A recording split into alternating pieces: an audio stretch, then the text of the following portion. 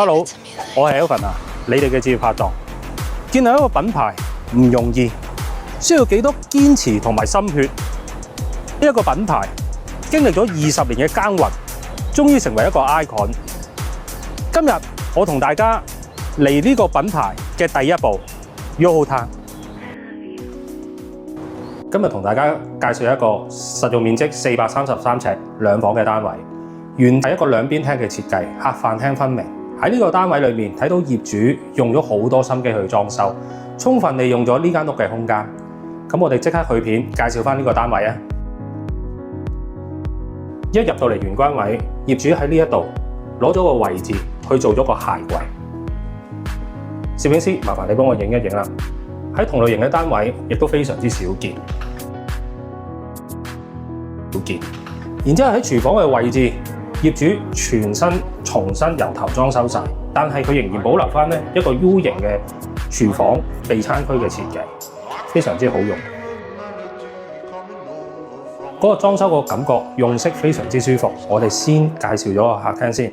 客廳我哋坐喺度睇電視，可以睇到個空間感非常之足夠。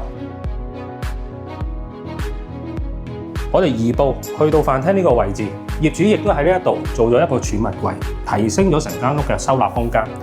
加上本身呢個戶型，佢亦都有一個對立窗嘅設計。如果兩邊窗開晒，空氣非常之流通。睡房嘅位置，我哋先睇咗間細房先。細房原業主做咗一個上下格床，然之後亦都利用咗個空間，非常之少見喺呢個位置做咗個衣櫃。成間細房整體個感覺非常之歸一。之後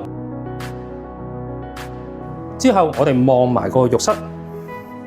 浴室原業主係拆咗個浴缸變咗做企缸，而且成間屋所有嘅用料似洗手間全部都換晒㗎啦。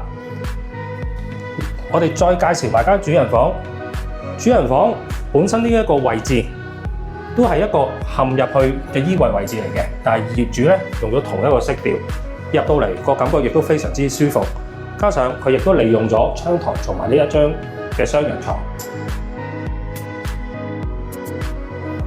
呢個戶型喺市場上面其實非常之少放盤。如果你承做7成按揭，每月嘅供款大概係唔需要19,000蚊，而且呢個單位亦都帶有裝修，好適合一啲唔想點花心思去諗個單位點設計嘅準買家。你哋又覺得呢個單位值唔值得你哋入手呢？歡迎喺下面留言話俾我聽，或者想知道更加多其他嘅樓盤資訊，呢個單位嘅詳情，歡迎 follow 我嘅 IG、Facebook、YouTube channel， 或者直接打俾我 WhatsApp 我、微信我都得。多謝晒大家，下次見，拜拜。